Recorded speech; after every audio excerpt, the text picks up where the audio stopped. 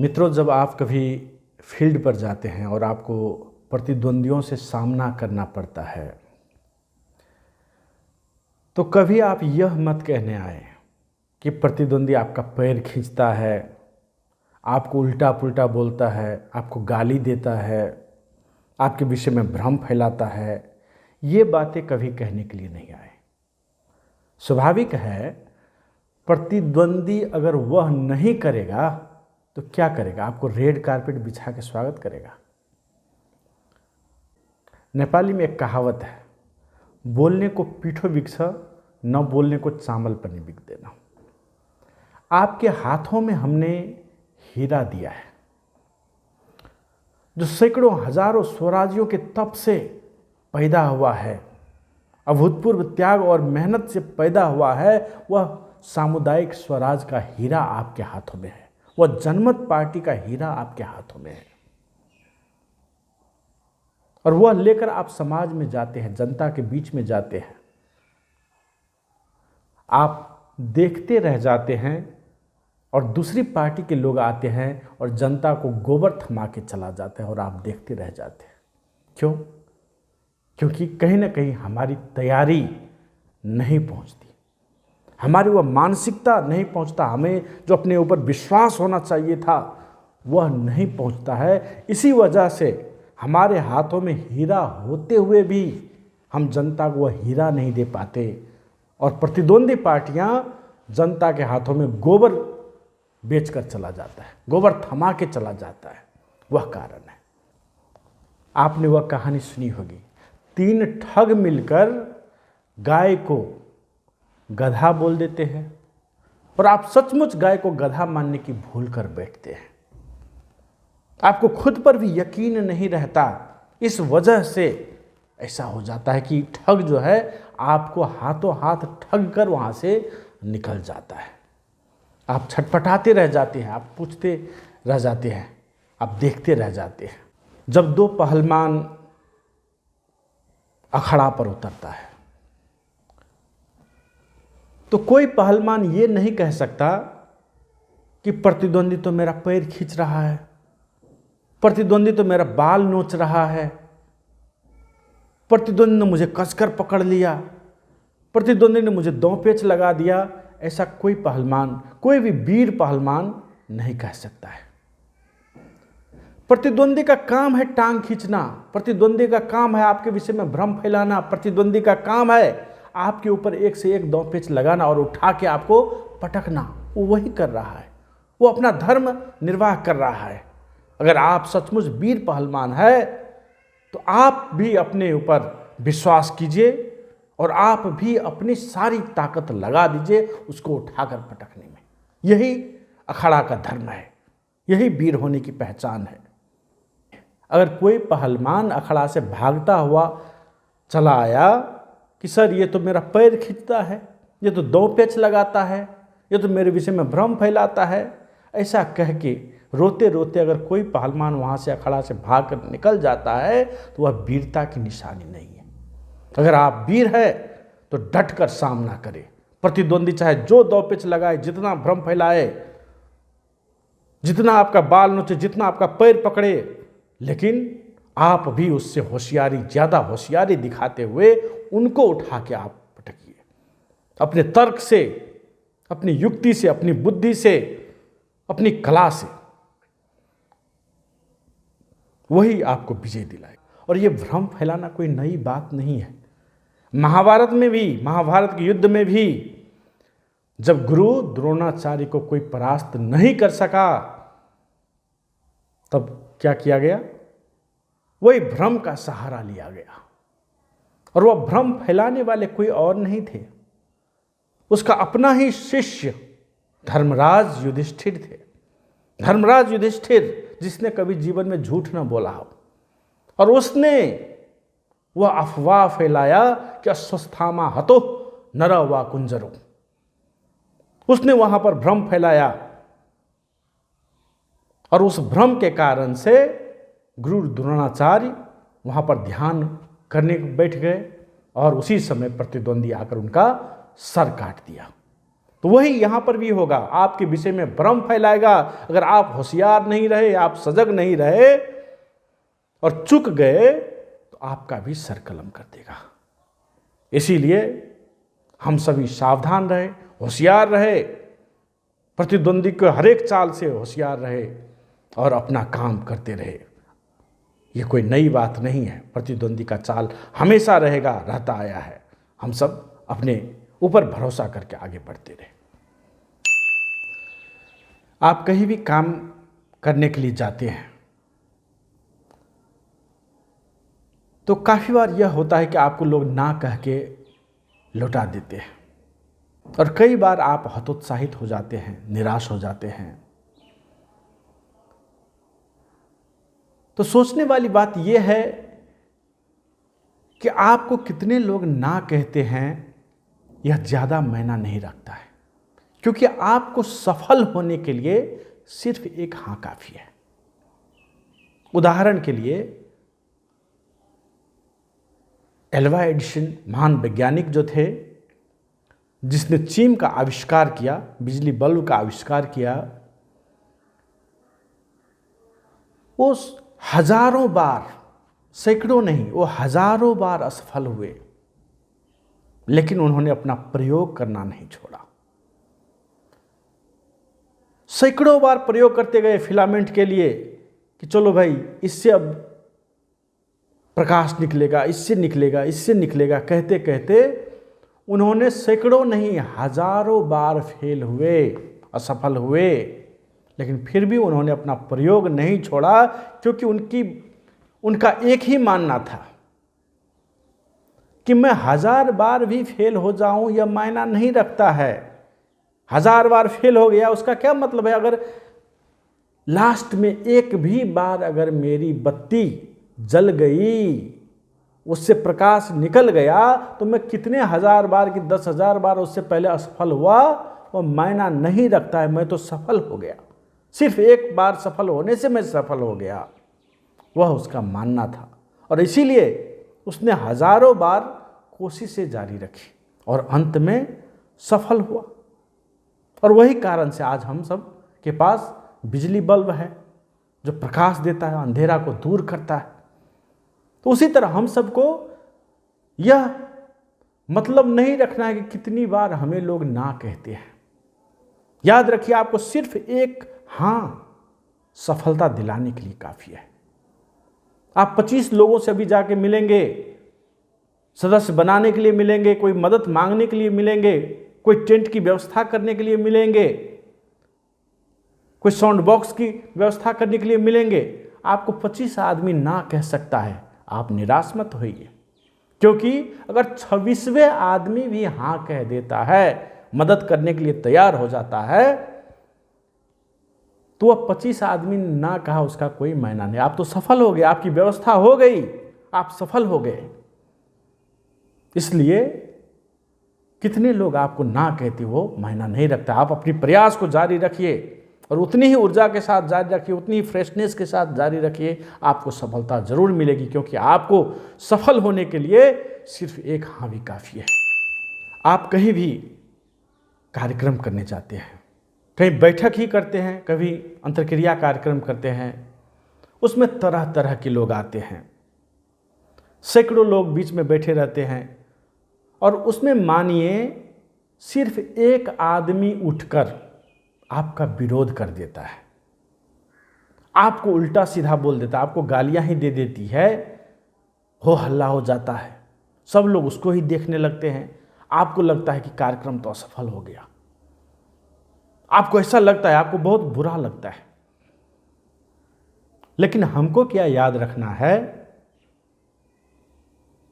कि उस 100 आदमी की भीड़ में, या कौन सभा भी हो सकता है, या अंतर्क्रिया कार्यक्रम भी हो सकता है, या एक बैठक भी हो सकता है, उसमें आपको यह देखना है, उस एक हल्ला करने वाला आदमी, वो एक विरोध करने वाला आदमी को ही नहीं देखना है, उसमें यह देखना है कि बाकी जो 99 लोग थे वो तो आपकी बात सुन रहा है ना, वो तो आपकी बातों को समर्थन कर रहा है ना। भले एक आदमी विरोध किया, लेकिन 99 आदमी आपके समर्थन में वहाँ पर मौजूद है। हमें ये देखना है, हमें उस एक असहमत आदमी को, एक विरोध करने वाले आदमी को देख के अपना दिन खराब नहीं करना है।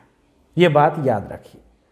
मान लीजिए कागज़ है और उस कागज़ पर अगर एक काला धब्बा है और आपको दिखाया जाता है कि इसमें क्या है, तो अधिकांश लोग वही देखते कि इस पर काला धब्बा है, वही देखता है अधिकांश लोग। लेकिन हमको ये देखना था कि बाकी जगह, उस काला धब्बा के अलावा बाकी जगह तो सादा था। उस जगह पर हम हिसाब कर सकते थे, उस जगह पर लिख सकते थे और हम सब कामयाबी को हासिल कर सकते थे।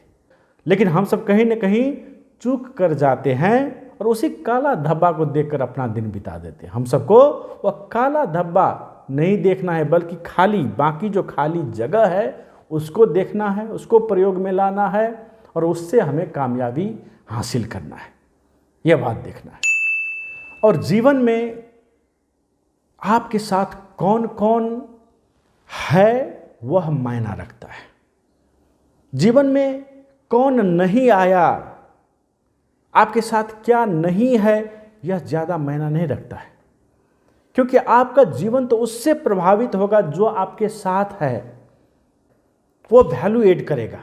इसीलिए कौन आपके साथ नहीं आया उसके चिंतन में अपने दिन को व्यर्थ करने की ज़रूरत नहीं है, बल्कि जो आपके साथ है, जो आपके साथ चलने को तैयार है, उनको आप वैल्यू दीजिए, उनसे संपर्क में रहिए, उनको इज्जत दीजिए, क्योंकि आपके जीवन में वही कोई फर्क ला रहा है। जो आपके साथ आया ही नहीं, जो कहीं दुनिया के दूसरे तीसरे कोने में बैठा होगा, उससे आपका कोई लेना देना नहीं है। यह भी याद रखिए, हमारे जीवन में जो साथ है वही महत्वपूर्ण है। कभी कभी आपको लगता होगा समाज में देखकर कि यह आदमी अगर आ जाता हमारे संगठन में तो बहुत अच्छा होता, फलाने आदमी अगर आ जाता तो बहुत अच्छा होता, और उसके पीछे हम सब बहुत दिनों तक लगे रहते हैं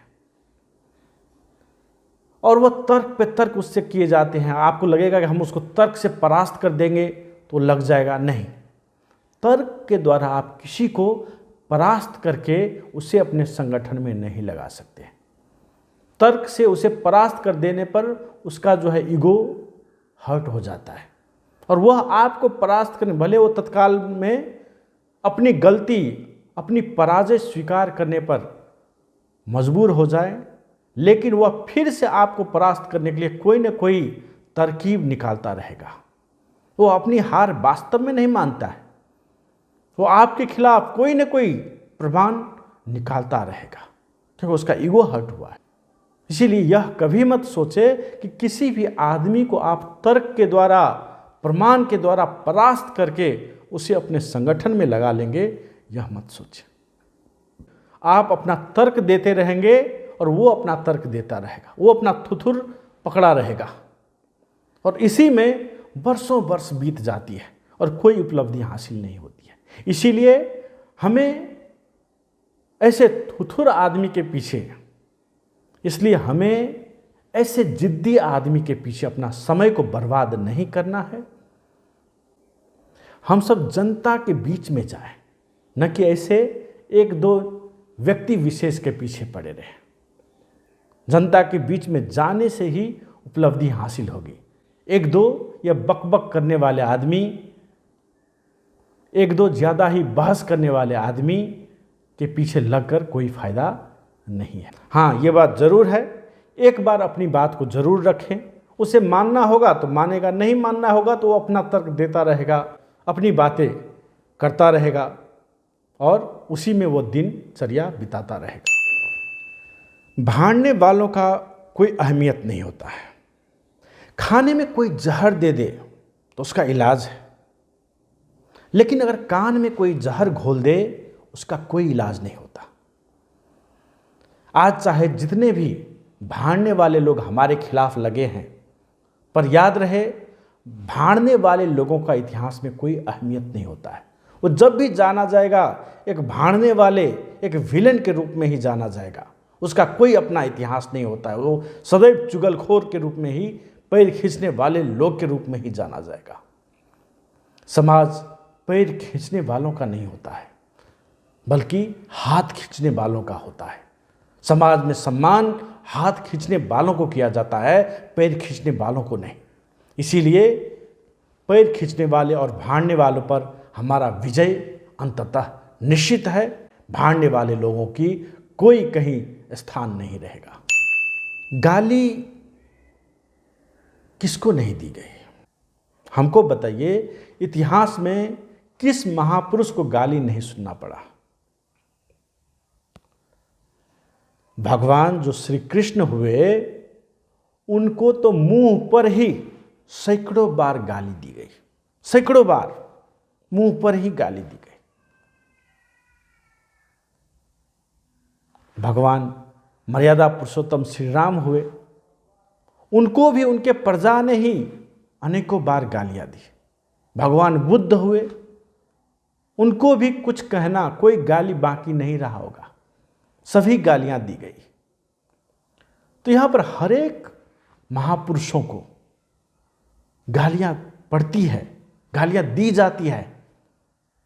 उसे हमें परवाह नहीं करना है, बल्कि उसे और उसके सहारा बनाकर, उस गालियों को इकट्ठा करके उसके ऊपर में चढ़ के हमें सफलता के लिए चढ़ जाना है, सफलता के लिए निकल जाना है। वो लोग गालियां देते रहेंगे, भ्रम फैलाते रहेंगे, और हम सब उसी पे सवार होकर, उसी पर चढ़कर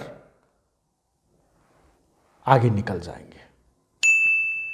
संसार में आज भी पवित्रता का उदाहरण अगर दिया जाता है तो उसमें सीता जी का नाम आता है। सीता के नाम से कसम खाई जाती है। सीता को अपनी पवित्रता के लिए अग्नि परीक्षा पर बैठना पड़ा। अग्नि परीक्षा दी, अग्नि पर बैठ गई, अग्नि उसको नहीं जलाई कि यह पवित्र हैं। लेकिन उसके उपरांत अग्नि परीक्षा देने के बावजूद भी आखिर हुआ क्या? क्या सीता अपने आप को निर्दोष साबित कर पाई?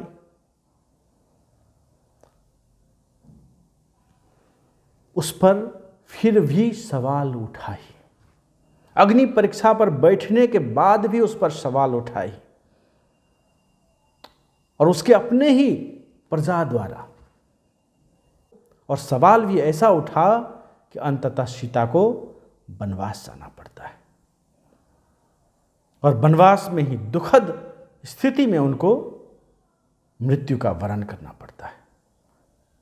तब जब सीता जी पूरा अग्नि पे बैठकर, अग्नि परीक्षा देकर अपने आप को निर्दोष साबित नहीं कर सकी, अपने आप को पवित्र साबित नहीं कर सकी, तो हम सब क्या छाती चीर कर दिखाएंगे किसी को? हम सब क्या आग पर बैठकर दिखाएंगे किसी को? तो हम सब किस फिराक में हैं? जब सीता खुद अग्नि पे बैठकर अपने आप को निर्दोष साबित नहीं कर सकी जनता की नज़र में, तो हम सबको कोई ज़रूरत नहीं है बार बार परीक्षा देने की, अग्नि पर बैठने की कोई ज़रूरत नहीं है। हम सब क्या हैं? हम सब कितने निष्कलंक हैं, कितने पवित्र हैं, कितने निस्वार्थ भाव से काम करेंगे, तो हम तो जानते हैं, हमारा दिल तो जानता है, हमारी अंतरात्मा तो जानती है। तो हमें किसी को प्रमाणित करने के, किसी को साबित करने की कोई ज़रूरत नहीं है। हम कम से कम अपनी अंतरात्मा से पूछ सकते हैं, जान सकते हैं, देख सकते हैं, वही काफ़ी है, वही काफ़ी है। इसलिए प्रतिद्वंदियों द्वारा फैलाए गए भ्रम को बार बार चीरना, बार बार उस पर सफाई देना कोई ज़रूरी नहीं है, क्योंकि आपकी सफाई देकर भी कुछ परिवर्तन होने वाला नहीं। जिसको जो मानना वो मानेंगे ही, उससे कोई फर्क पड़ने वाला नहीं है।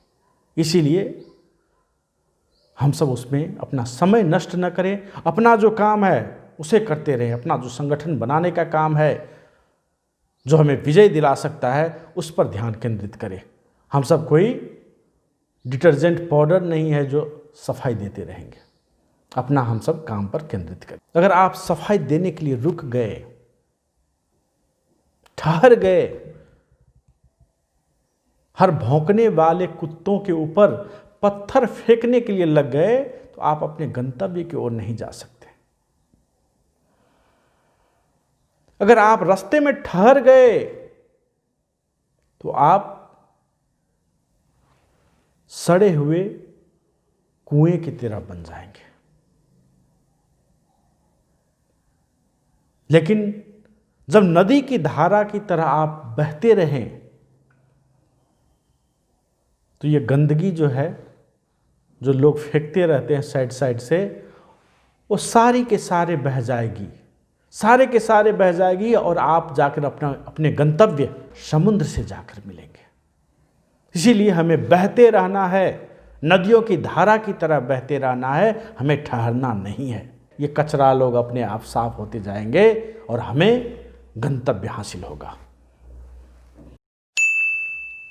उम्र से नहीं काबिलियत से नेतृत्व लें। गांव पालिका, नगर पालिका, जिला, केंद्रीय स्तर पर आपका जो इंचार्ज है, आपका जो नेतृत्व है, आपका जो अध्यक्ष है, वो आपसे उम्र में कम भी हो सकते हैं, आपसे कम पढ़ा लिखा भी हो सकता है, लेकिन इससे उसको मानने में फर्क नहीं पड़ना चाहिए, क्योंकि वो कोई भी है, वो संगठन का प्रतिनिधि है, वो संगठन का दूत है, संगठन का पदाधिकारी है, और इसीलिए वो मान्य होना चाहिए। आप उससे ज़्यादा उम्र के हैं, आप उससे ज़्यादा पढ़े लिखे हैं, आप उससे ज़्यादा होशियार है, उससे भी ज़्यादा वहाँ पर मायना रखता है कि वह संगठन का पदाधिकारी है। आप उसको व्यक्ति के रूप में नहीं मान रहे, आप उसको पदाधिकारी के रूप में मान रहे हैं। यह जानना जरूरी है।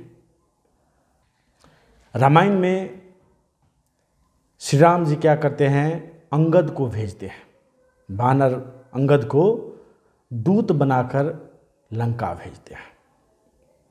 अंगद जब लंका जाता है तो वहाँ पर रावण की सभा लगी रहती है।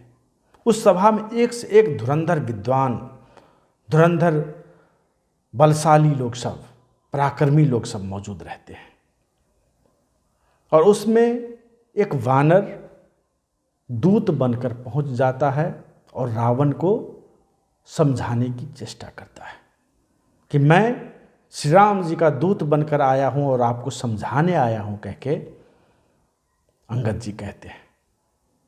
और इस पर पूरा का पूरा सभा जो है रावण का ठहाके मार के हंसने लगते हैं कि इस सभा में एक से एक विद्वान लोग मौजूद है, एक से एक बलशाली लोग मौजूद है, एक से एक शक्तिशाली लोग मौजूद है, और उसको ये बानर समझाएंगे। होगा तो इसको बानर को हम सब चबा कर खा जाएंगे, कह के वो राक्षसगण सोचते हैं। और इसी पे आकर अंगद जी क्या करते हैं, अपना पैर निकालकर जय श्री राम कहते हुए वहां पर गाड़ देते हैं कि अगर किसी में इतनी शक्ति है तो इस पैर को खाली थोड़ा चला कर दिखाओ। और होता वही है। बारी बारी से एक शक्तिशाली लोग आते हैं, लेकिन उसके पैर को कोई टस से मस नहीं कर पाते। बड़ा आश्चर्य होता है उस समय। अगर राक्षसगण चाहते तो बंदर को तो जीवित ही खा सकते थे, लेकिन कोई उनका पैर हिला तक नहीं सकता है उस दिन, क्योंकि उसके पैर के पीछे संगठन की शक्ति होती है। उस समय वह अंगद केवल बानर नहीं था, वह एक संगठन का दूत था और श्री राम जी का दूत बनकर गया था। उसके पीछे, उसके पैर के पीछे पूरे संगठन की शक्ति थी, और इसीलिए कोई भी आदमी, कितना भी बलशाली आदमी, उसके पैर को हिला तक नहीं सकते।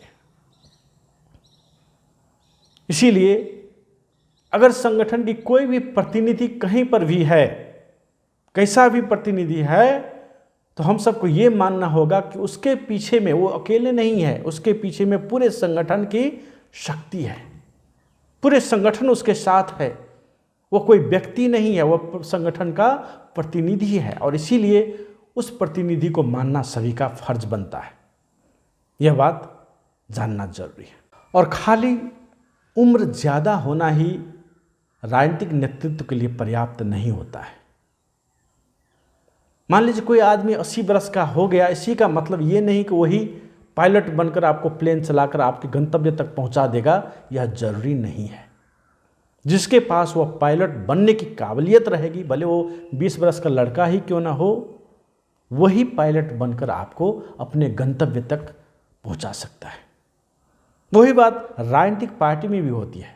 खाली उम्र ज़्यादा हो जाने से ही वह राजनीतिक पार्टी को गंतव्य तक पहुंचा देगा, ऐसी बात नहीं है।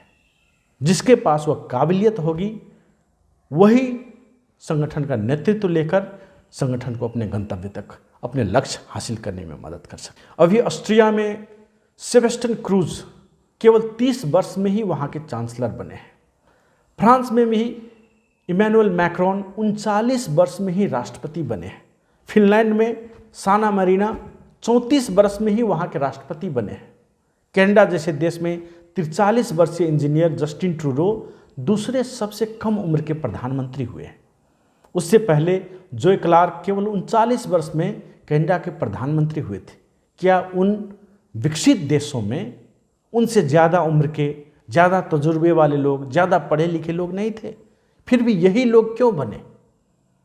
तो ये जानना जरूरी है। खाली उम्र ही ज़्यादा होने से वही नेतृत्व ले, ये जरूरी नहीं होता है। विलायत में डेविड कैमरन केवल 43 वर्ष की उम्र में प्रधानमंत्री बनते हुए विलायत के विगत 200 वर्ष के इतिहास में सबसे युवा प्रधानमंत्री बने थे। उसी तरह टोनी ब्लेयर भी केवल 43 वर्ष की उम्र में ही विलायत के प्रधानमंत्री हुए थे। अमेरिका के सबसे प्रभावशाली और विजनरी राष्ट्रपतियों में से रूजवेल्ट केवल 42 वर्ष में और जॉन एफ केनेडी केवल 43 वर्ष में ही राष्ट्रपति हुए थे। अंतरिक्ष के कार्यक्रम को जोड़ तोड़ से चलाने वाले और चंद्रमा पर मानव को उतारने की योजना लाने वाले वही जॉन एफ केनेडी थे। युवा थे, इसीलिए विजन था और वह बड़े से बड़ा काम कर पाए। इसलिए नेतृत्व का उम्र कम हो या ज़्यादा, उसे स्वीकार करते हुए आगे बढ़े। उसी तरह कोई यह भी न कहे कि वह तो हमसे कम पढ़ा है, उसका नेतृत्व हम कैसे स्वीकार करेंगे। पढ़ना लिखना एक आयाम है, परंतु नेतृत्व के लिए और भी बहुत सारी चीज़ें देखनी पड़ती है। कभी परिस्थिति ही वैसी रहती है। जैसे भारत के बिहार में राबड़ी देवी से ज़्यादा पढ़े लिखे लोग नहीं थे, परंतु राबड़ी देवी परिस्थिति बस मुख्यमंत्री बनी तो सभी को स्वीकार करना पड़ा। एक से एक पीएचडी वाले आईएएस आईपीएस ऑफिसर सब सारे राबड़ी देवी को स्वीकार करके आगे बढ़ना पड़ा। यह बात हम सब भी याद रखें। उसी तरह नेतृत्व लेने के लिए खाली यह मत सोचे कि कौन पहले लगा। मान लीजिए आज बाढ़ है और बाढ़ में आपका कोई प्रियजन डूब रहा है, तो आप किसको भेजेंगे? कहेंगे कि जो सबसे पहले तैरना सीखा था उसको ही भेजेंगे, कि जो आज तैर सकता है, आज फॉर्म में है, आज उसको उद्धार कर सकता है, उसको भेजेंगे। यह जरूरी, आज कौन फॉर्म में है, आज कौन काम कर रहा है, आज कौन काम कर सकता है अच्छा तरीका से, वह ज़्यादा मायना रखता है। खाली कौन संगठन में पहले लगा, कौन संगठन में सबसे पुराने हैं, वही आदमी उद्धार कर सकता है, ऐसी बात नहीं है। यह बात हम सभी समझें इस बात को। कभी भी कोई प्रशिक्षण मिस न करें। जितनी भी प्रशिक्षण सामग्री है हमारे वेबसाइट पर है, किताब में है, घोषणा पत्र है, प्रशिक्षण पुस्तिका है, सभी को अध्ययन करें। और कोई भी प्रशिक्षण कहीं भी होता है उसे मिस न करें, क्योंकि अभी आप प्रशिक्षण नहीं लेंगे और बाद में जाके वही सवाल बाद में करते हैं। अभी आप कक्षा 1 में नहीं पढ़ेंगे, कक्षा 2 में नहीं पढ़ेंगे और कक्षा 10 में जाकर वही कक्षा 1 कक्षा 2 के सवाल करेंगे तो उपयुक्त नहीं होता है। उसके लिए तो कक्षा 1 कक्षा 2 में ही जाना पड़ेगा। उसी तरह कोई भी प्रशिक्षण होता है तो पहले उस प्रशिक्षण में सहभागी हो, तब आप जान पाएंगे। अभी क्या होता है, पार्टी की प्रशिक्षण में आते नहीं, पार्टी की बैठक में आते नहीं, राष्ट्रीय परिषद में आएंगे नहीं और बाद में एक ही सवाल बार बार करते रहेंगे। प्रशिक्षण में सीखने के लिए नहीं जाएंगे, घोषणा पत्र नहीं पढ़ेंगे, प्रशिक्षण पुस्तिका नहीं पढ़ेंगे और वही सवाल सालों साल तक घुमा फिरा कर करते रहेंगे। उसी में उनका जीवन अटका रहता है, खुद पर भरोसा रहता नहीं। और कोई कह देगा कौवा तुम्हारा कान ले गया, तो कौवा के पीछे दौड़ने लग जाते हैं। वो इसी भ्रम के कारण से होता है कि हमें अपने ही सामग्री का, अपने ही प्रशिक्षण सामग्री का अध्ययन नहीं रहता है, हमें अपने ही विषय में मालूम नहीं रहता है कि हमारे पास क्या है क्या नहीं, और इसके वजह से हम सब जल्दी ही दिग्भ्रमित हो जाते हैं। इसलिए कोई भी प्रशिक्षण कभी भी हम सब मिस न करें। कभी भी बैठक होती है, कहीं भी प्रशिक्षण होता है, कोई भी सामग्री निकलती है, तो उसे हम सब जरूर अध्ययन करें। संगठन में जो करेगा वही रहेगा, जो सीखेगा वही टिक पाएगा। संगठन में हम सभी काम करने के लिए हैं, संगठन को विस्तार और सुदृढ़ करने के लिए है। इसलिए निश्चित है कि जो संगठन में विस्तार और सुदृढ़ करने के लिए काम करेगा वही समिति या पद पर रहेगा। जो कोई कुछ सीखते नहीं, कुछ अध्ययन करते नहीं, ऐसे कार्यकर्ता किसी समिति या पद पर ज़्यादा दिन टिक ही नहीं सकते। इसलिए अपने आप को सदैव सक्रिय रहे, सदैव कुछ न कुछ सीखते रहे और सदैव संगठन को बनाते रहे, उसमें अभिवृद्धि करते रहे। धूप हो या बारिश, करना है तो हमें हर हाल में करना है। अगर आप कोई काम करने की जिम्मेदारी ले लेते हैं तो कोई बहानेबाजी मत कीजिए, उसे हर हाल में करने का प्रयत्न करें। और अगर आप हर हाल में काम करने का निश्चय करके अडिग रह गए तो देखिएगा कोई न कोई रास्ता जरूर मिल जाएगा। यह प्रकृति का नियम है। और नेतृत्व के लिए कोई साधन स्रोत, कोई बने बनाए हुए रास्ता, कोई जनशक्ति दिया हुआ नहीं रहता है। अगर वह दिया हुआ रहता तो यह तो साधारण जॉब जैसा हो जाता, नौकरी जैसी हो जाती। काम करो और अपना पगार लो। नेतृत्व के पास ऐसा कुछ भी नहीं होता है, सिर्फ लक्ष्य के सिवा। नेतृत्व के पास सिर्फ लक्ष्य होता है और उस लक्ष्य को हासिल करने के लिए जो भी चीज़ चाहिए वह नेतृत्व खुद इकट्ठा करता है और लक्ष्य को पाता है। इसलिए वह नेतृत्व कहलाता है। नेतृत्व उस लक्ष्य को पूरा करने के लिए सिर्फ ठान लेता है और बाद बाकी चीज़ खुद ब खुद मिलने लगती है। लोग खुद ही जुड़ने लगते हैं, रास्ता बनते जाता है। हम हौसला को उच्च रखें और अपने समाज को इस तरह से नेतृत्व दें। संगठन से दिए गए निर्देशों का पालन करें। स्वीकार किए गए काम को समय सीमा के भीतर पूरा करें। पूरा नहीं होने वाला जैसे दिखे तो तुरंत खबर करें, अंतिम क्षण तक इंतजार न करें। आपकी हर एक गतिविधि का मूल्यांकन होता है। जिम्मेवारी पूर्ण तरीके से काम करने पर स्वतः संगठन में आपकी बढ़ोतरी होती जाएगी, परंतु लापरवाही करने से भविष्य में आपको जिम्मेवारी नहीं दी जा सकती है। हम सभी संगठन के लिए एसेट बने, न कि लायबिलिटी। पहले हम संगठन को मजबूत बनाएंगे और जिताएंगे, तभी हम संगठन से कुछ अपेक्षा कर सकते हैं।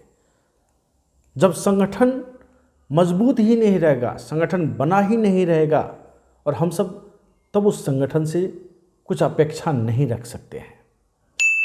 संगठन के लिए हम कोई भार मत बने, कोई बर्डन मत बने, बल्कि किसी न किसी तरीक़ा से सहयोग करें।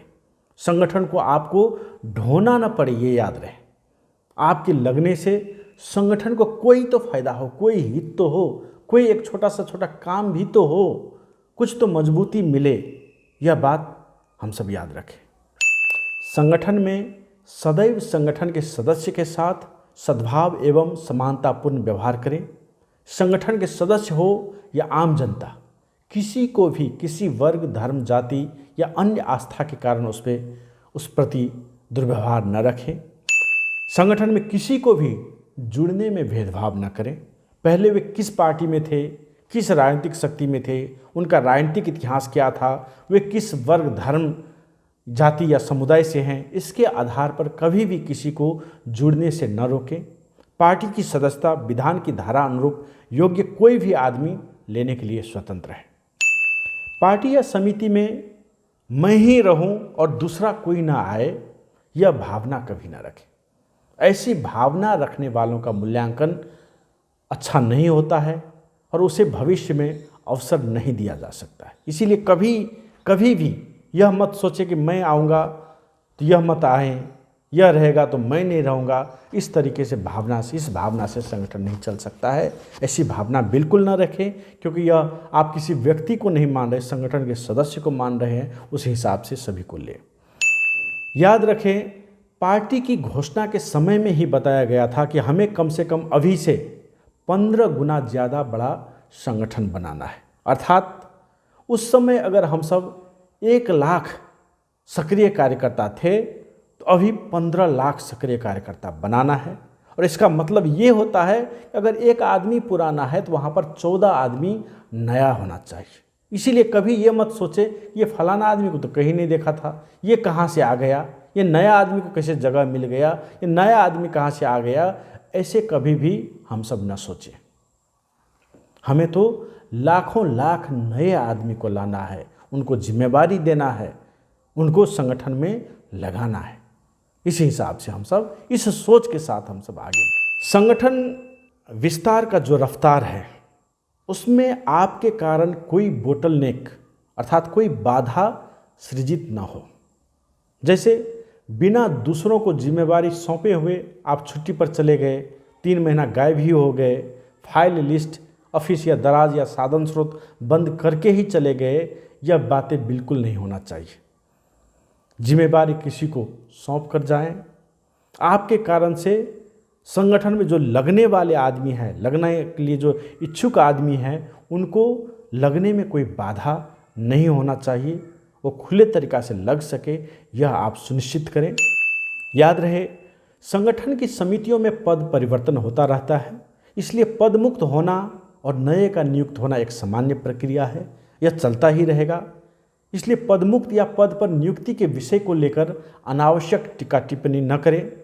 बहुत लोगों में होता है कि मैं पद पर हूँ तब तक ठीक हूँ, और पद से हटते ही वो विरोध करने लगता है, पद नहीं मिलते ही वो विरोध करने लगता है। कहीं पर इंचार्ज बना दिया, गाँव पालिका के इंचार्ज बना दिया, जिला के इंचार्ज बना दिया, और वहाँ से बदलते ही, इंचार्ज को बदलते ही वह आदमी घोर विरोधी हो जाता है। ऐसी प्रवृत्ति आपको किसी भी संगठन में कहीं दूर तक नहीं ले जा सकता है, इसलिए ऐसी प्रवृत्ति को हम सब सर्वथा त्याग करें।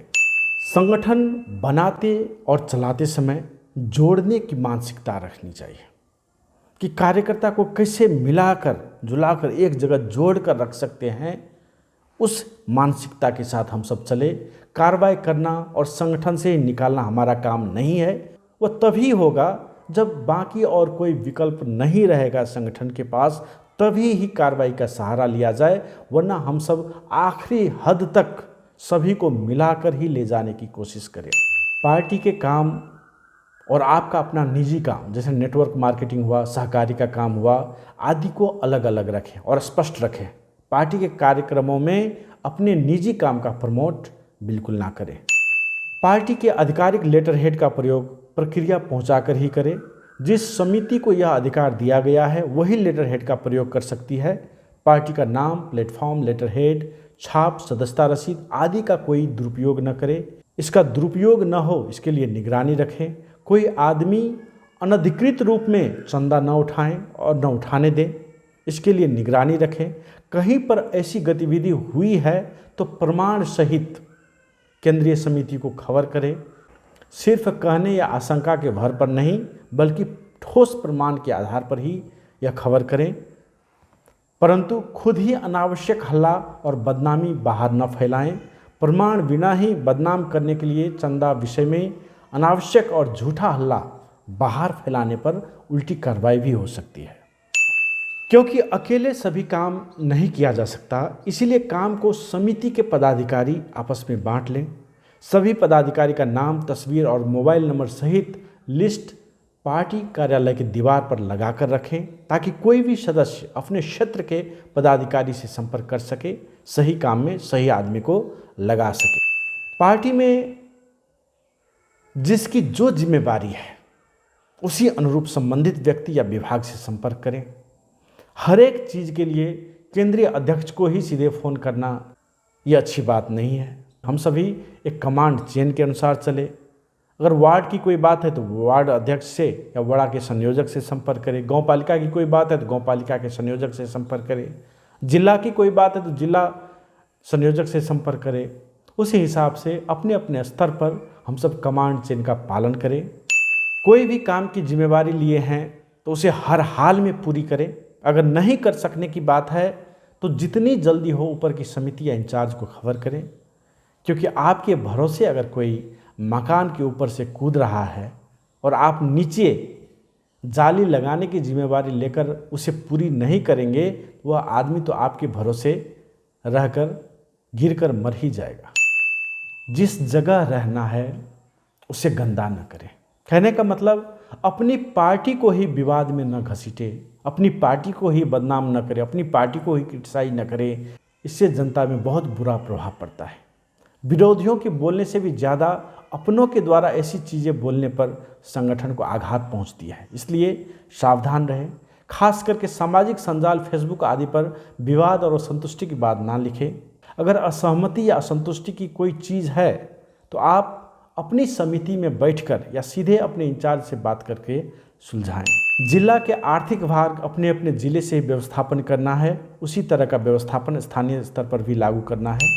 खुद ही नकारात्मक शब्द का उच्चारण न करें, खुद ही नकारात्मक बातें न लाएं, दूसरे के द्वारा लाने पर या उकसाने पर यथासंभव इग्नोर करके चले, उनके चक्रव्यूह की घेरा में न आएं, किसी नकारात्मक बातों पर अटके नहीं बल्कि आगे की सोचें, आगे बढ़ें। यूनिटी ऑफ कमांड रखें, अर्थात सिर्फ अपने से ऊपर की समिति निर्धारित एक ही पदाधिकारी या इंचार्ज से निर्देश लें और अपने मातहत की निचली समिति को ही निर्देश दें। ऊपर से नीचे स्तर तक कमांड चेन का एक ही लाइन स्केलर चेन बनना चाहिए। वह कमांड चेन पालन करना एकदम ज़रूरी है। अभी क्या होता है, वड़ा के आदमी भी सीधे केंद्रीय समिति को फ़ोन करके कोई बात के लिए परमिशन मांगता है, तो यह सर्वथा गलत है। आपको अपने कमांड चेन का आधार पर चलना है, उसी हिसाब से आपको निर्देश लेना भी है और उसी हिसाब से आपको निर्देश देना भी। केंद्रीय समिति भी आपको वड़ा स्तर तक निर्देश नहीं देके आपको जिला इंचार्ज को कहेगा, जिला के अध्यक्ष को कहेगा, और वह जिला अध्यक्ष जिला इंचार्ज का काम है कि बाद बाकी गाँव पालिका में और वड़ा में उसे कैसे फैलाया जाएगा, उस निर्देश को कैसे दिया जाएगा, वह बाद बाकी काम जिला के अध्यक्ष या इंचार्ज का है। उसी हिसाब से सोचें। संगठन को चलाने में आपसी सहमति और समझदारी से काम लें, ज़्यादा कानूनची न बने। आखिर में आवश्यकता अनुसार विधान को भी संशोधन किया जा सकता है। सबसे महत्वपूर्ण है संगठन आगे बढ़ना चाहिए और काम अच्छा से होना चाहिए। बात बात पर कानूनची बनने वाले, छोटी छोटी बातों को लेकर समझदारी के बदले इश्यू बनाने वाले, बार बार शिकायत करने वाले, बार बार झगड़ा निकालने वाले को अच्छा मूल्यांकन हम सब नहीं कर सकते, क्योंकि हमारे पास उतनी साधन स्रोत नहीं है कि बार बार उस झगड़ा को हम सब सुलझाते रहें। इसीलिए इस विषय में समझदारी अपनाएं और आपसी सहमति से ही चले। बात बात पर किस विधान के किस धारा उपधारा से हुआ यह बात न लाएं। सबसे बड़ी बात है समझदारी। भावना को समझें, मर्म को समझें, उसके मातहत कार्य करें। समझदारी से किसी भी कार्य को विधान सम्मत बनाया जा सकता है, पर समझदारी नहीं रही तो कोई भी काम विधान सम्मत रहते हुए भी उपयोगी नहीं होगा। इसलिए यथासंभव आपसी समझदारी से ही निर्णय करें, सर्वसम्मति से काम हो जाए वही बेहतर है। याद रहे, संगठन में बखेड़ा या अनावश्यक झगड़ा को निकालना बर्दाश्त नहीं किया जाएगा। इसलिए छोटी छोटी बातों का कभी इश्यू न बनाएं। आम सभा के मंच पर वह क्यों गया, वह क्यों नहीं, मैं उसे क्यों बोलने का मौका मिला, उसको क्यों नहीं, समिति में वह क्यों आया, वह क्यों नहीं, माला उसने क्यों लगाया, उसने क्यों नहीं, भाषण उसने दिया, उसने क्यों नहीं, ऐसी बातों को हम सब सभा होते ही भूल जाएं। वह किसी के हित के लिए नहीं है। बखेड़ा खड़ा करने वाले लोग संगठन में ज़्यादा दूर नहीं जा सकते हैं। इसीलिए बात बात पर बखेड़ा करने से स्वयं बचें और दूसरों को भी इसके लिए नहीं उकसाएं। संगठन में बखेड़ा खड़ा करने वाले लोगों से आगे निकलें। जो काम करने वाला है उसे फील्ड पर कोई रुकावट नहीं है, वह फटाफट अपना संगठन बना रहे हैं। जिसको सिर्फ बकटेट ही करना है वह सवाल पर सवाल पूछे जा रहे हैं, बखेड़ा पर बखेड़ा निकाल रहे हैं। उसे जवाब पर जवाब चाहिए, सफाई पर सफाई चाहिए, प्रशिक्षण पर प्रशिक्षण चाहिए। पर सभी देने पर भी वे वहीं अटके रहेंगे, क्योंकि इन्हें सिर्फ सवाल पूछ पूछ कर बकटेट करना ही आता है। ऐसे लोगों से हम आगे निकले और अपना काम करें। संगठन में किसी प्रकार की रुकावट डालना अक्षम्य है। कुछ लोग ब्लैकमेलिंग करने लगते हैं कि पहले यह पद दो, वो पद दो, पहले मुझे जवाब देगा, पहले यह कर देने की गारंटी देगा, तभी संगठन बनाएंगे, तभी बनाने देंगे। इस तरह की रुकावट को संगठन बर्दाश्त नहीं कर सकता। उसी तरह बैठक में कुछ लोग सोचते हैं कि हल्ला करेंगे, डिस्टर्ब करेंगे, बीच में बोलेंगे, ज़ोर ज़ोर से बोलेंगे तो उनकी बातें सुनी जाएगी। उस तरह से किसी भी आदमी द्वारा बैठक में हल्ला करना या अन्य तरीके से डिस्टर्ब करना और अनुशासन को तोड़ना संगठन के लिए अस्वीकार्य है। ऐसे लोग संगठन में आगे नहीं बढ़ सकते। वे धीरे धीरे स्वतः जिम्मेवारी से भी साइडलाइन होते जाएंगे। इसलिए सावधानी बरतें। हाँ, सभ्य अनुशासित तरीके से कैसी भी बात रखी जा सकती है। यथासंभव लिखित रूप में अपनी असंतुष्टि को संबंधित समिति को दें।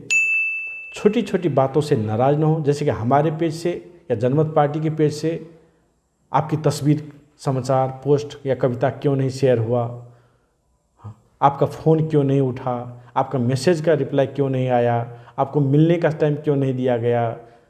ऐसी छोटी छोटी बातों को इश्यू न बनाए। आपने देखा होगा संगठन में आज लाखों सदस्य हैं।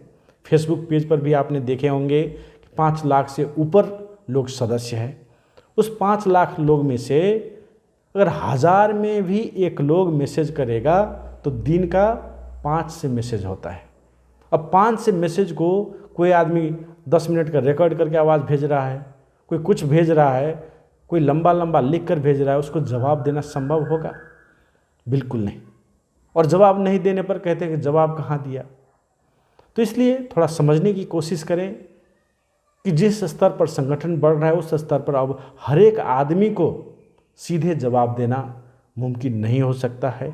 हर एक आदमी का फ़ोन नहीं उठ सकता है, फ़ोन संपर्क नहीं हो सकता है, मैसेज का रिप्लाई नहीं हो सकता है। उसको थोड़ा हम सब समझ कर ही संयमतापूर्वक काम करें अपने अपने। इसीलिए जिला के काम को जिला में ही निपटा ले, गाँवपालिका के काम को गाँवपालिका में ही निपटा ले, वड़ा के काम को वड़ा में ही निपटा ले। इसी कारण से यह जरूरी, हर एक चीज़ के लिए केंद्र में ही संपर्क करना जरूरी नहीं है। काम करेंगे तो देखिए विवाद तो आएगा ही, परंतु विवाद को सहजता से लें, शांति से समाधान करें, शिष्टाचार, सम्मान और गोपनीयता रखें। विवाद के विषय में फेसबुक या सामाजिक संजाल पर कभी न लिखें। सार्वजनिक जगहों पर विवाद के विषय में न बोलें। पहले आपसी स्तर पर बात करके समाधान करने की कोशिश करें। वह नहीं होने पर गांवपालिका, नगरपालिका और उसके बाद जिला समिति द्वारा समाधान करने की कोशिश करें। वहां से भी समाधान नहीं होने पर अंतिम चरण में केंद्र की अनुशासन समिति में ध्यानाकर्षण कराएं या वहां पर अपनी बातों को रिकॉर्ड करें। अपनी पार्टी या नेतृत्व को हर हमेशा बचाव करने के लिए तत्पर रहें। दूसरों के भड़काने से, कुछ भ्रम में आ जाने से या कोई समाचार पढ़ लेने से ही अपनी पार्टी व नेतृत्व से विमति न रखें। पहले अपनी पार्टी व नेतृत्व को निशर्त बचाव करें। क्या हुआ क्या नहीं वह पार्टी की आंतरिक बैठक की बात है, उसमें छलफल होगी, परंतु बाहर के लिए हम सदैव अपनी पार्टी व नेतृत्व के बचाव में लगे। बुरा न देखना, न सुनना, न बोलना, न शेयर करना। खाली पार्टी या हमारे नाम देखने से ही कोई बात शेयर करना बंद करें। उसके भीतर हमारे विषय में भ्रम फैलाया गया है कि गलत समाचार लिखा है कि वह देखने के बाद ही उचित निर्णय ले। अगर हमारे नेता कार्यकर्ता खुद ही गलत समाचार का प्रचार प्रसार करेंगे तो जनता में क्या मैसेज जाएगी। इसलिए सावधान रहें। अपने अपने टोल, वार्ड, पालिका, जिला में पार्टी कार्यालय खोलें। पार्टी का कार्यालय विश्वास, आस्था और सुरक्षा की भावना जगाता है। यह अपने आप में सबसे बड़ा प्रचार है। आखिर आप खुद भी, अगर आपको कोई सोना बेचने वाला फुटपाथ पे मिल जाए, वो आपको सबसे शुद्ध सोना, 24 कैरेट का सोना भी आपको सस्ता दाम में भी देगा तो आप वहाँ से नहीं लेते हैं। लेकिन जो सोने का दुकान होता है, शीशा लगा हुआ अच्छा दुकान होता है, वहाँ से जाकर आप मज़ा से लेते हैं, भले वो कमर्शियल सोना क्यों न दे, थोड़ा महंगा क्यों न दे। तो वही फ़र्क होता है। एक दुकान जो होता है, एक स्थायी जगह जो होता है, वह विश्वास और आस्था जगाती है। इसीलिए हमें पार्टी कार्यालय के लिए पहल करते रहना पड़ेगा। किसी समिति या कार्यकर्ता को काम जब आप सौंपते हैं तो पहले दोनों आदमी आपस में छलफल कर लें, दोनों आदमी के लिए वह स्वीकार्य है कि नहीं वह बात देख ले, और उसकी उपलब्धि क्या है, आउटपुट आप क्या एक्सपेक्ट करें वह भी स्पष्ट हो जाए। कितना समय लगेगा, कब तक डेडलाइन है, कब कितना समय देना है, वह भी आप स्पष्ट हो जाए, और उसके बाद ही वह काम सौंपे। और उसके लिए स्मार्ट क्राइटेरिया जो है वह स्मार्ट क्राइटेरिया को फॉलो करते हुए हम सब वह काम दें। स्मार्ट में specific, measurable, achievable, relevant, time bound आता है।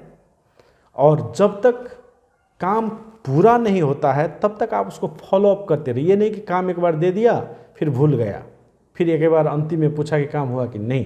काम जब आप सौंपते हैं तो उसको बीच बीच में चेक करते रहे कि काम हो रहा है कि नहीं, पूरा हो रहा है कि नहीं, पूरा करने की दिशा में जा रहा है कि नहीं।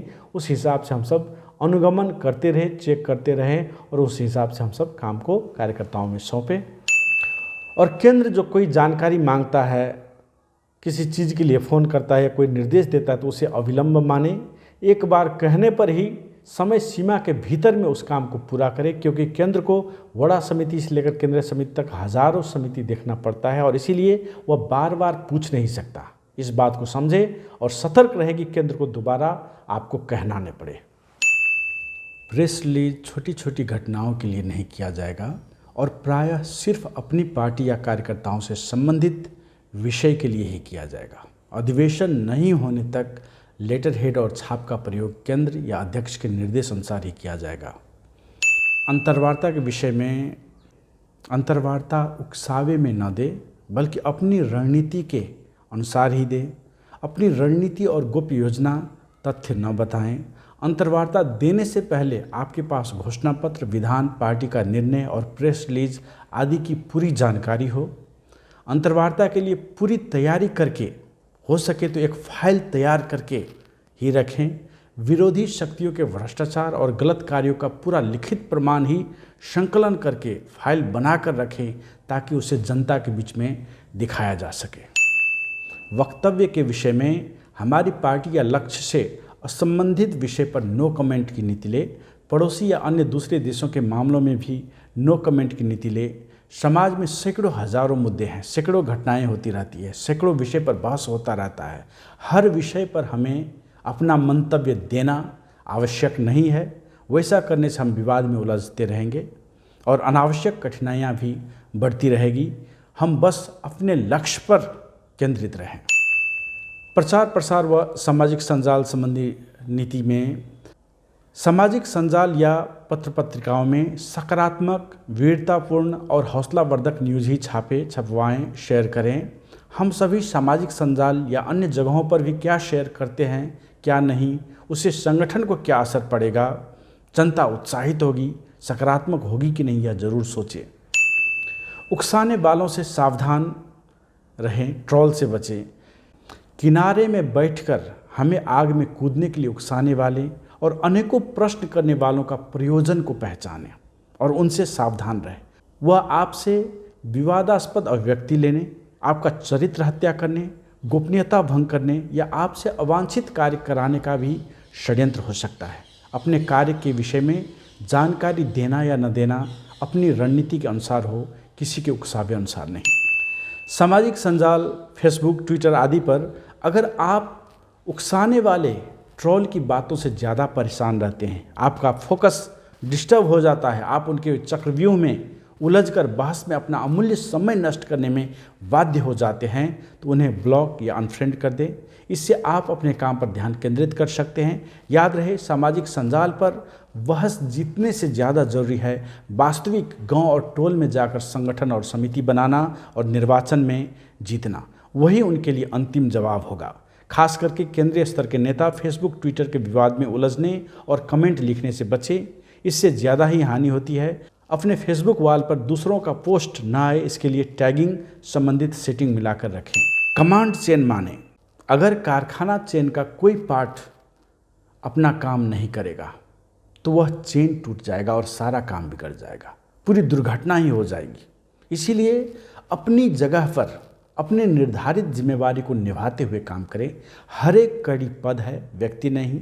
आप पद को मान रहे हैं किसी व्यक्ति को नहीं, कल आप भी उस पद पर हो सकते हैं। इसीलिए कमांड चेन को पालन करते हुए काम करें और संगठन के नज़र में अनुशासन नहीं तो कहीं भी नहीं। आपने बुलडोज़र को देखा है, बहुत ही शक्तिशाली होती है, लेकिन अगर वह बुलडोज़र ड्राइवर के नियंत्रण में न रहे तो क्या करेगा? अगर ड्राइवर के कंट्रोल में बुलडोज़र नहीं रहा तो वह टोल के घर को तहस नहस कर देगा, दर्जनों आदमी को कुचल कर ही मार डालेगा। इसीलिए बुलडोज़र है तो बड़ी शक्तिशाली, परंतु वह तभी तक ही उपयोगी है जब तक वह ड्राइवर के नियंत्रण में है, कंट्रोल में है, कमांड चेन में है। जैसे नियंत्रण हटा, बस दुर्घटना घटी। उसी तरह आपने हाइड्रो पावर का प्लांट देखा होगा, वहाँ पर बांध दिया जाता है, बहुत ही ज़्यादा पानी जमा हुआ रहता है और उस पानी में इतनी शक्ति रहती है कि अगर वह बांध टूट जाए और वह पानी को जिधर मन हो उधर बह जाए तो गांव के गांव को लेके डूब जाएंगे, सैकड़ों आदमी को बहाकर मार डालेंगे, इतनी शक्ति रहती है। लेकिन अगर वही पानी जो निर्देशित चैनल है उस चैनल होकर बहती है और जहाँ पर उसको गिरने के लिए कहा है वहीं पर गिरती है, तो उसी पानी से हम बिजली निकाल सकते हैं, जो घर घर में जाके घर घर में रोशनी दे सकती है, अंधेरा को दूर कर सकते हैं। उसी तरह अगर हम अपनी शक्ति को संगठन की रणनीति के अनुसार चलाते हैं तो हम सब भी घर घर में उजाले ला सकते हैं, मधेश के घर घर में उजाले ला सकते हैं। लेकिन कहेंगे कि नहीं, हमारे पास तो इतनी ज़्यादा शक्ति, हमको जिधर मन होगा उधर बहेंगे, तो उससे सिर्फ विनाश ही आ सकता है, विकास नहीं। यह बात हम सभी को समझना है। इसीलिए संगठन की नज़र में चाहे लोग कितना भी शक्तिशाली क्यों न हो, लोगों के पास कितना भी आदमी क्यों न हो, वह संगठन के लिए तभी उपयुक्त है जब वह संगठन के कमांड चेन में, संगठन के अनुशासन में रहता है। अन्यथा वह आदमी संगठन के लिए विनाश और तबाही का कारण ही बनेगा। संगठन में संगठन ही सत्य होता है। संगठन में जुड़ना या न जुड़ना लोगों की अपनी स्वतंत्रता होती है, परंतु संगठन में जुड़ते ही स्वतः अंतर्निहित रूप में ही उसमें एक शपथ होता है कि आप उस संगठन के लक्ष्य, सिद्धांत, विधान, आचार संहिता, नेतृत्व और उनके निर्णय को मानेंगे। हम लक्ष्य मानते हैं परंतु नेतृत्व संगठन को नहीं, ऐसा नहीं होता है। संगठन में कोई लगा है तो उसका मतलब है संगठन और नेतृत्व के पक्ष में लड़ता रहूँगा, संगठन और नेतृत्व जो भी निर्णय करता है उसे सत्य मानकर पालन करूँगा, क्योंकि हमारे लिए संगठन ही सत्य है। जैसे सिपाहियों को जब युद्ध के लिए भेजा जाता है तो वे दर्जनों सवाल नहीं करने लगते हैं, उसको लंबा चौड़ा जवाब और स्पष्टीकरण देकर बार बार समझाना नहीं पड़ता है, बल्कि जिम्मेदारी पाते ही वे अपने कमांडर के आदेश पर रवाना हो जाते हैं। और इसीलिए सैनिकों का संगठन सबसे प्रभावकारी और काम फतेह करने वाला माना जाता है। उसी तरह संगठन में जिम्मेदारी लेना या न लेना सदस्य की अपनी स्वतंत्रता है, पर जिम्मेदारी लेने पर उसे हर हाल में पूरी करने के लिए हर सदस्य लगे। निर्णय में स्वामित्व। संगठन या समिति के निर्णय में स्वामित्व रखें। उसने ऐसा कर दिया, हमें क्या मालूम, क्या निर्णय हुआ, क्यों हुआ, हमें मालूम नहीं, ऐसी बातें ना बोलें। जनता में इससे बहुत खराब संदेश जाता है।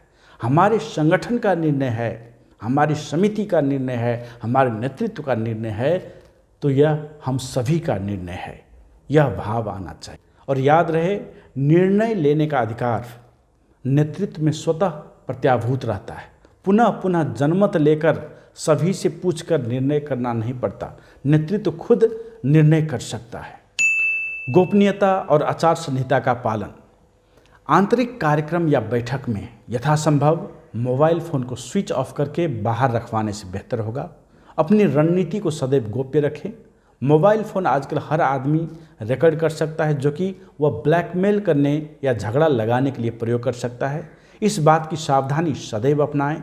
जो चीज़ें गोप्य रखने के लिए बोला गया हो उसे हर हाल में गोप्य रखें और दूसरों के द्वारा भी गोप्य रखवाएं। आचार संहिता का पालन करें। आचार संहिता के कुछ बुंदा इस प्रकार है। सार्वजनिक अभिव्यक्ति। मैं संगठन के सिद्धांत और मूल्य मान्यताओं से विरोधी और प्रतिकूल या संगठन की प्रतिष्ठा में हानि करने वाली या संगठन की गोपनीयता भंग करने वाली सार्वजनिक अभिव्यक्ति नहीं दूंगा। असंतोष और शिकायत। संगठन की सिद्धांत, नीति, निर्देश या काम कार्रवाई पर असंतोष होने पर उसे मैं संगठन के भीतर पहले ध्यानाकर्षण करूंगा और आवश्यक प्रक्रिया को आगे बढ़ाऊंगा। संगठन के खिलाफ बाहर विरोध करना, गुटबाजी करना या भ्रम फैलाना संगठन के हित के खिलाफ माना जाएगा। सद्भाव और सहकार्य। मैं संगठन के सभी प्रकार के सदस्यों और उनकी पृष्ठभूमि, विचार, दक्षता और कार्यशैली पर सद्भाव रखते हुए सहकार्य करने के लिए तत्पर रहूँगा। जात, जाति, धर्म, लिंग या समुदाय विशेष आदि के नाम पर कभी आक्रामक विचार या रणनीति नहीं रखते हुए सभी से सद्भावपूर्ण व्यवहार रखूँ। हम सभी संकल्प ले। मैं जनमत पार्टी का सदस्य अपना अपना नाम ले। यह संकल्प लेता हूँ कि मैं संगठन के विधान, आचार संहिता, नीति निर्देश और आदेश का पालन करूँगा। मैं संगठन व नेतृत्व के प्रति निष्ठावान रहूँगा। मैं संगठन व नेतृत्व पर सदैव आस्था रखूँगा। मैं संगठन व नेतृत्व का आदर करूँगा। मैं कमांड चेन का अवश्य पालन करूँगा। मैं संगठन के अनुशासन में रहूँगा। मैं निर्देशित गोपनीयता रखूँगा।